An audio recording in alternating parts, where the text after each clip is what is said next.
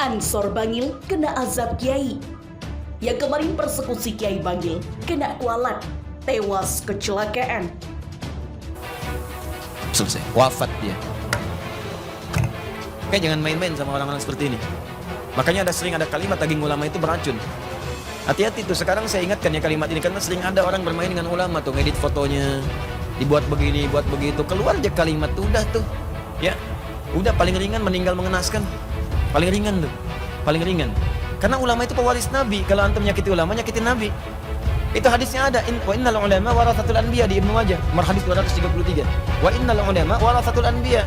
Para ulama itu pewaris Nabi. Antum punya warisan antum diambil orang, marah antum kan? Antum punya warisan tanah antum, warisan bapak diambil orang, antum marah. Ya warisan Nabi diambil antum, dicela antum, ya Nabi marah lah. Paham ya? Ya, yang paling bahaya, ulama itu ditempatkan nomor 3 oleh Allah setelah malaikat.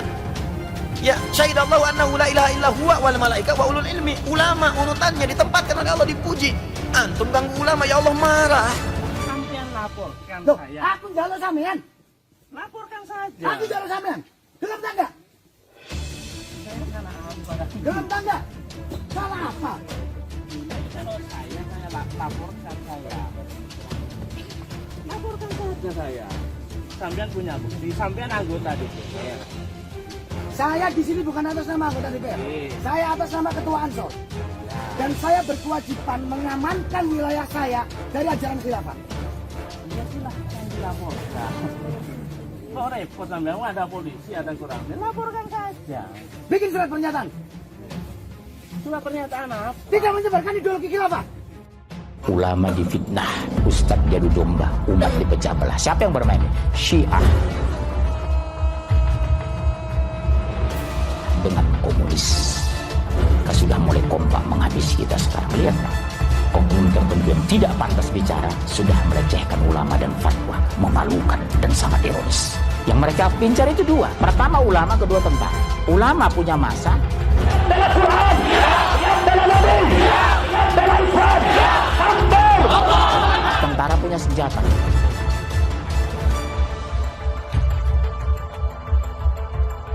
Lumpuhkan dua kekuatan, kita menguasai Indonesia. Yang mereka incar siapa? Ustaz-ustaz yang keras. Dan antaranya saya. 10 besar akan dihabisi.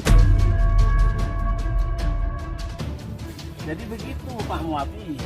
Kalau sampean nuduh saya salah, ajaran khilafah itu salah menurut sampean, laporkan saya ke polisi. Kita di pengadilan. Begitu saja. Sama ngerti undang-undang. Iya. Perpu nomor 2 2017. Kemudian mana pernyataan dari pengadilan yang mengatakan bahwa Hizbut Tahrir itu terlarang, dilarang. Kalau BHP-nya dicabut, oke. Dibubarkan. BHP-nya dicabut. Dibubarkan. Para ulama jarang membela dirinya, tapi Anda perlu membela ulama. Misalnya kita punya guru misalnya. Lalu ada orang memfitnah dia, menghinakan beliau. Momen beliau seorang guru akan diam. Karena beliau memilih besar mulia di hadapan Allah. Tapi kita sebagai murid kalau diam nggak punya cemburu dong. Nggak punya cemburu, termasuk memfitnah besar ini. Bahkan mungkin Anda sebagai seorang, jangankan murid dengan sahabat. Anda bersahabat, ini hati-hati ya. Anda punya sahabat. Tak taunya sahabat Anda ini ternyata difitnah oleh seseorang. Dan ngomongnya di depan Anda. Anda tahu yang benar, tapi orang lain berbicara yang tidak benar. Kalau Anda diam saja, Anda khianat dengan sahabat Anda. Anda harus bilang, oh mohon maaf, saya yang tahu tentang dia. Harus ngomong gitu. Anda saya seorang murid, saya sebagai murid tidak terima. Kenapa? Guru saya tidak seperti itu.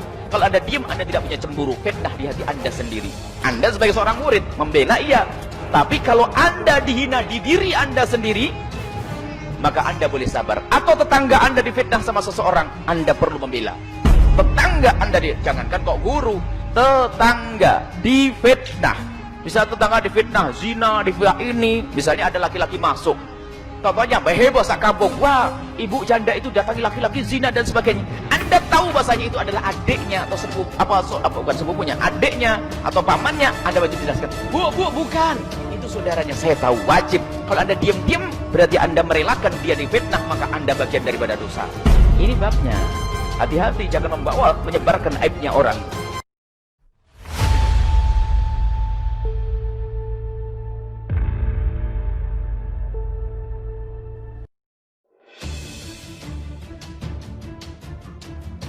Ansor Bangil kena azab kiai.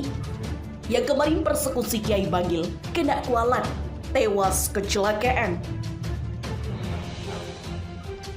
Yang kemarin ikut mempersekusi kiai dan menggeruduk madrasah di Bangil, tewas kecelakaan. Tabrakan dengan truk, Kepala MTS Wasek Ansor Bangil meninggal. Beji, radar berobok. Rencana Hasbullah, 37 warga Orabulu, Kecamatan Rembang, Kabupaten Pasuruan untuk pergi ke Pandaan. Berujung tragis, ia meninggal dunia setelah motor yang dikendarainya terlibat tabrakan dengan truk. Peristiwa memilukan itu terjadi Selasa 25 Agustus. Saat itu korban yang merupakan wakil sekretaris Wasek PC Ansor hendak pulang ke rumahnya di Tudan, Desa Kemiresewu, Kecamatan Pandaan. Dia baru selesai begajar di sebuah MTS di Rembang. Di MTS itu, korban juga menjabat sebagai kepala MTS. Korban pulang dengan mengendarai motor Vario nomor plat N4607 TDE sendirian. Dia melaju dengan kecepatan sedang dari arah Bangil ke arah selatan. Awalnya tidak ada masalah hingga ia sampai di Kenap, Kecamatan Beji. Petaka tak diharapkan itu terjadi. Saat itu Hasbi, sapaan karibnya, melanjutkan kendaraannya terlalu ke kanan. Tanpa disangka, sebuah truk nampol AG 9315 UD melaju dari arah berlawanan. Truk yang dikemudian Dwi Cahyono, 25 warga Pelemahan. Itu tak kuasa menghindari. Totolan keras pun tak bisa terletakkan. Brak, motor dengan truk bertubrukan. Kejadiannya berlangsung sekitar pukul 14.30. Kata Kasat Lantas Polres Pasuruan AKP Dwi Nugroho. Kejadiannya berlangsung sekitar pukul 14.30. Kata Kasat Lantas Polres Pasuruan AKP Dwi Nugroho. Kecelakaan itu membuat korban Hasbi menderita luka parah. Korban meninggal seketika di lokasi kejadian. Korban kami bawa ke instalasi kamar jenazah di RSUD Bangil, sambungnya. Wasallam, hari berganti musim berubah. Mereka mengeroyok kebenaran. Iyamsaskum qarhun faqad massal qauma qarhun mithluh. Kalau itu terjadi padamu ya Muhammad, maka ingatlah itu juga pernah terjadi pada Isa, itu juga pernah terjadi pada Musa. Jangan kau takut, jangan kau sedih, karena dunia silih berganti, zaman berubah. 1438 Hijriah. Berakhirkah kisah pengeroyokan terhadap kebenaran? Nabi sudah berakhir, tapi ada pelanjut para nabi. Al-ulama warasatul anbiya, ulama yang mengamalkan ilmunya, ulama yang menyuarakan kebenaran. Ulama dikeroyok, ulama dihabisi, difitnah dengan istilah komando jihad. Siapa yang berkhutbah menyinggung kekuasaan, ini anggota komando jihad, tangkap, habisi, penjarakan. Buya Hamka dengan lantang datang, dia pukul meja itu dengan keras. Tidak ada komando jihad, ini fitnah terhadap ulama. Kalau memang ada komando jihad, akulah orangnya, kata Buya Hamka. Marah luar biasa karena Allah. Hamka yang lembut dan santun, Hamka yang baik, hatinya lunak karena Allah. Tapi ketika kebenaran dikebiri, dikriminalisasi, saat itu dia marah, dia pukul meja sampai pecinya jatuh. Itulah sakit terakhir Buya Hamka menjelang kematiannya. Tidak ada komando jihad. Hari ini 36 tahun, 37 tahun, hampir 40 tahun setelah kepergian engkau, wahai Haji Abdul Malik Karim Amrullah. Apakah yang kau alami dulu tidak lagi terulang? Kau sudah menghadap Allah. Tapi kami, hamba-hamba Allah yang memikul peran para nabi dan rasul menyuarakan kebenaran. Hari ini penerusmu itu difitnah juga seperti yang kau alami dulu. Gentarkah mereka? Tidak. Takutkah mereka? Tidak. Karena takut mereka sudah habis untuk takut sakaratul maut. Takut mereka sudah habis karena takut akan menghadapi malaikat mungkar dan nakir. Takut mereka sudah habis karena mereka akan takut menghadapi azab Allah subhanahu wa ta'ala. Ala inna awliya Allah. Ketahuilah orang-orang yang menolong agama Allah, la khaufun alaihim, mereka tak ada rasa takut, walahum yahzanun, mereka tak ada rasa sedih. Man arafat dunya anat alaih, siapa yang tahu dunia maka ringan dunia ini di pandangan matanya. Dunia ini tak lebih daripada satu sayap nyamuk. Dunia ini tak lebih daripada satu tetesan air di tengah samudra yang luas. Masukkan telunjukmu di tengah samudra, lalu angkat ke atas. Falyanzur bima yarji, pandang ujung telunjukmu baik-baik. Apa yang kau lihat? Setetes. Hanya karena setetes itukah kau jual imanmu? Hanya karena setetes itukah kau gadaikan keyakinanmu? Hanya karena itukah kau takut menghadap dunia, lalu kau hilangkan ketakutan menghadap Allah? Mereka yang memperjuangkan agama Allah tak pernah takut sedikit pun. Ala inna awliya Allah, ala inna awliya Allah. Ketahuilah mereka yang menolong agama Allah, Allah yang sudah mencabutkan rasa takut itu karena perjuangan mereka. Lahir menjadi orang Melayu bukan pilihan, itu pilihan Allah. Lahir menjadi Cina bukan pilihan, itu pilihan Allah. Tapi memilih antara hak dan batil, Allah berikan telinga, Allah kasih mata, Allah pinjamkan kuasa, Allah kasih tenaga. Pakailah untuk memilah dan memilih. Inna sam'a, pendengaran, wal basar, penglihatan, wal fuad, hati dan pikiran, kullu ulaika kana anhu mas'ula, semua akan disoal, semua akan ditanya. Kemana engkau berpihak, wahai saudara? Dulu orang bingung memilih mana hak mana batil, tapi hari ini begitu nyata dan jelas. Dulu orang akan berkata ini peristiwa terjadi non jauh di sana, kami tidak mendapat informasi. Hari ini terbetik berita di Pulau Jawa sampai ke mata dan telinga. Semua akan ditanya. Inna sam'a, pendengaranmu, wal basar, penglihatanmu, wal fuad, hati dan otakmu, kullu ulaika kana anhu mas'ula. Kau akan disoal, kau akan ditanya di hadapan Allah. Kemana kau berpihak? Kemana kau memilih? Wa nafsi wa ma sawwaha, demi jiwa dan penciptaannya. Fa'alhamaha fujuraha wa taqwaha, ada jalan fujur, ada jalan takwa. Qad aflaha man zakkaha, beruntunglah orang yang mensucikan diri, memilih jalan yang hak. Tapi pemilihan yang benar perlu pengorbanan yang panjang. Saat ini orang berkelahi dengan ayah kandungnya. Apakah itu tak pernah dialami oleh Abu Bakar Siddiq? 8 tahun lamanya berpisah dengan Abu Quhafah, ayah yang tua renta, buta, tak dapat melihat. 8 tahun tak memandang wajah ayah, sampai pada akhirnya Amul Fath, tahun ke-8 pembebasan kota Makkah.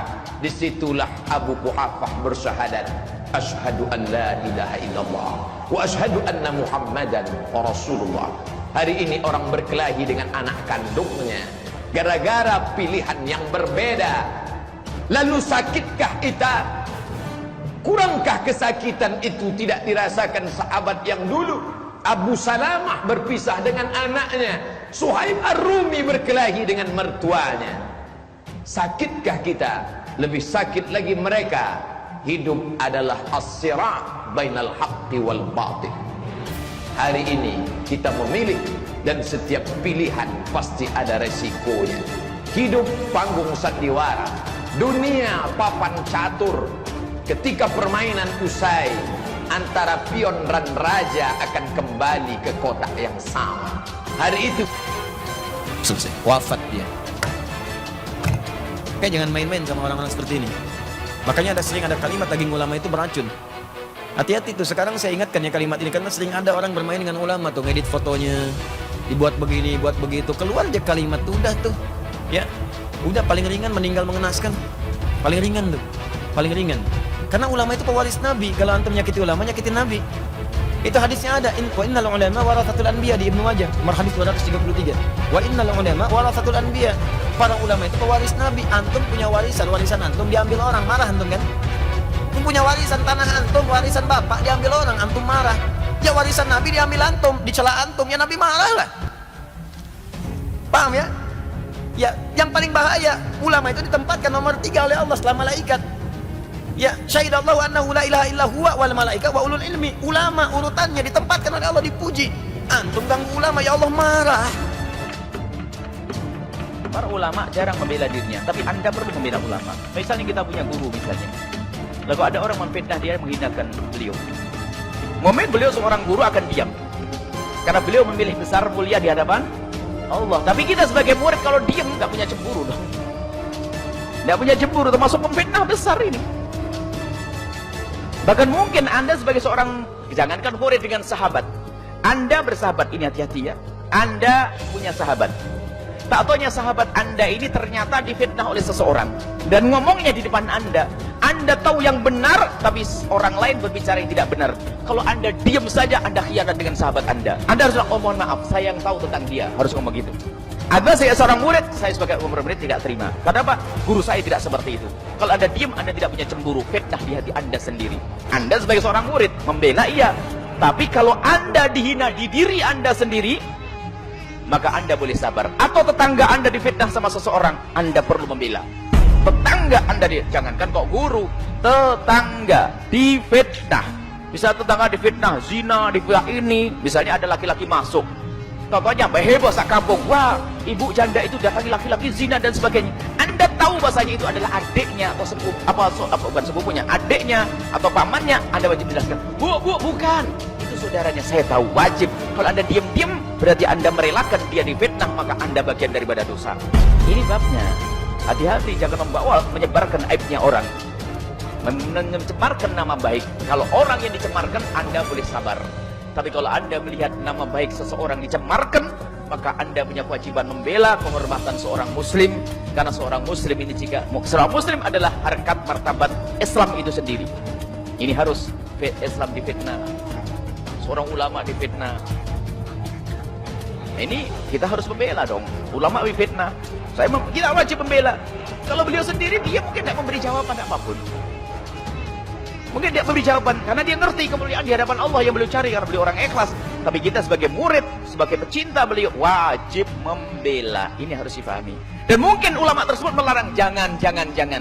Iya ya Syekh, ya Kiai, ya Habib, ya Ustadz, Anda melarang kami. Itu hak Anda sebagai seorang ulama karena pengen besar di hadapan Allah. Tapi saya sebagai seorang murid tidak bisa Anda larang. Saya harus membela Anda. Itu hak, harus begitu sebagai seorang murid. Jangan gurunya direndahkan, dicaci, difitnah dan sebagainya, diam, berarti iman Anda juga nggak ada. Kenapa? Ini menjadi sebab permasalahan adalah di saat sudah tidak ada kecemburuan kita kepada saudara kita, sahabat kita, tetangga kita, guru kita. Nabi Muhammad dicaci, diam saja. Nabi memang tidak marah di saat diolok. Ya, kan Nabi dimarah, Nabi diludahi sama seseorang. Lihat ceritanya. Nabi diludahi oleh seseorang. Nah, ini ada kemarin beberapa waktu yang lalu menulis, Nabi saja dimarahi, dicaci maki tidak marah, kok kenapa kita ikut marah? Oh, dia dungu dia. Nabi memang kalau dicaci tidak marah karena zatnya Nabi yang dicaci. Tapi kalau sudah Allah, agama yang dinodai, marah. Nabi kalau dicaci diam saja.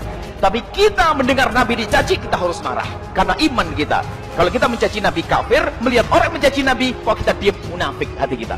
Al-Quran, lihat, Al-Quran mulia, gak ada yang bisa merendahkan Al-Quran. Ya'lu wa la yu'la alaihi. Selalu tinggi Al-Quran, tapi ada orang merendahkan Al-Quran. Lalu kita Al-Quran kapanpun, sampai dan dimanapun tetap mulia. Biarpun dihinakan oleh seseorang tetap mulia. Gak perlu kita ribut-ribut. Oh, dungu. Dungu, Al-Quran dihinakan, kita wajib membela. Karena itu urusan iman kita. Adapun Al-Quran tidak ada yang bisa menghinakan. Biasanya ini orang salah di dalam memahami makna ini. Semoga Allah menjaga guru-guru kita, ulama-ulama kita, agama kita. kita menjaga kaum muslimin, dan semoga Allah menjaga lidah kita sehingga lidah kita tidak mudah menggunjing seseorang, tidak mudah menfitnah seseorang.